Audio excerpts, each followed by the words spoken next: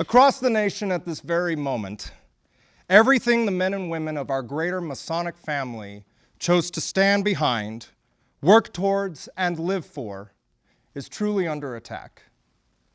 We live in an unprecedented day and age where we are surrounded by hatred, selfishness, and lies. Hatred so strong that our society will exploit the smallest of details to build entire false representations around. Selfishness so abounding that seemingly no one can see past their own desires long enough to come to consensus on any issue. And lies so rampant that we are now told routinely to accept even the lies people will tell themselves.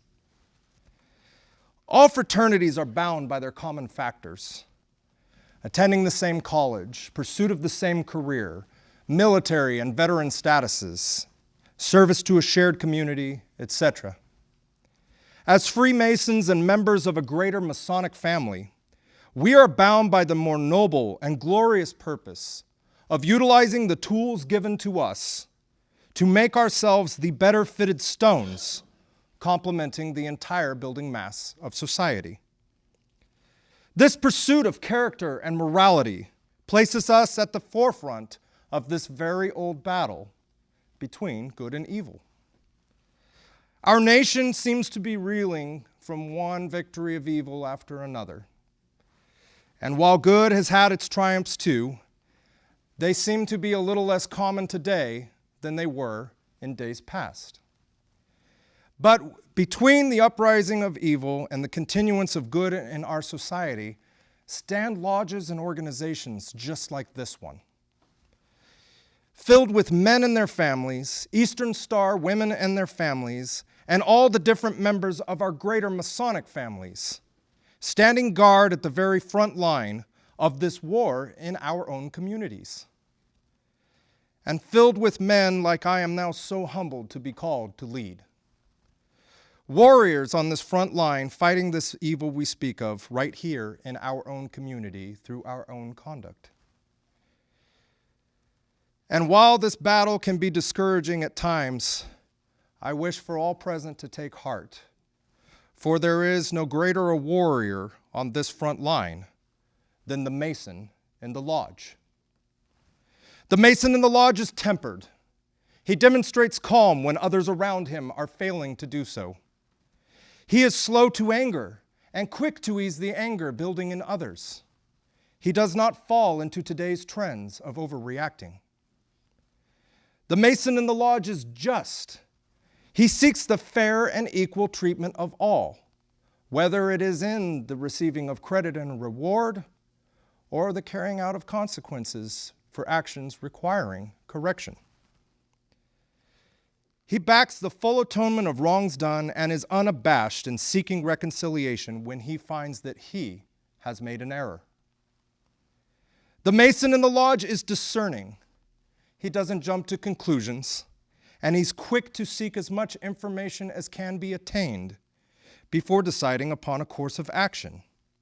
He takes care to keep company that will only complement his journey toward enlightenment, and he avoids those who would bring him down. The Mason in the lodge is dependable. He is there whenever he can be, and pursues being known by his actions over his words. He ensures that he does what he commits to and does not commit beyond his capabilities. The Mason in the lodge is decisive. He does not shy away from making tough decisions, nor does he place his responsibilities onto others. He takes charge and uses what he can to plan, executing as soon as is possible and wise. The Mason in the lodge is honest. He tells the truth in all things, honors all things charged to him, and keeps his word. His word is all at once the best offensive weapon and defensive reputation a man can have. The Mason in the lodge is enthusiastic. While keeping in due bounds, he is not shy about his passions, and willingly and freely shares with those who wish to share in his pursuits and zeal. He does not shadow excitement or joy found in doing well. The Mason in the lodge is unselfish. He places everything within his capability ahead of his own needs and desires. And when the time comes to care for himself, he does so, knowing that it better prepares him to help another tomorrow. He misses not the opportunity to improve any element of another's life within his capability. The Mason in the lodge is courageous.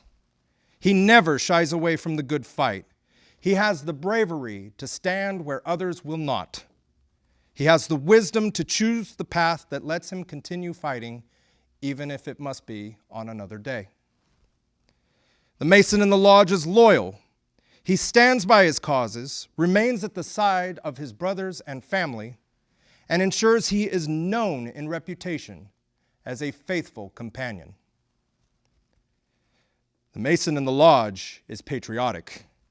He has the wisdom to learn from history and knows that the strongest of nations is built from the sweat of the brow and the callous of hand. He knows when he sees the flag of this country that it is more than just a piece of fabric representing what we once were or currently are, but is a beacon of hope for all we can become. Most importantly, the Mason in the lodge is humble. He knows that he is nothing without those who have built into him. He knows that arrogance is the root of all selfishness and regards himself above no one. With men such as these in our communities, what may look like an unwinnable battle is truly being fought every day by upright actions and well-placed pursuit of character. I have faith in tomorrow because I have faith in the Mason in the lodge.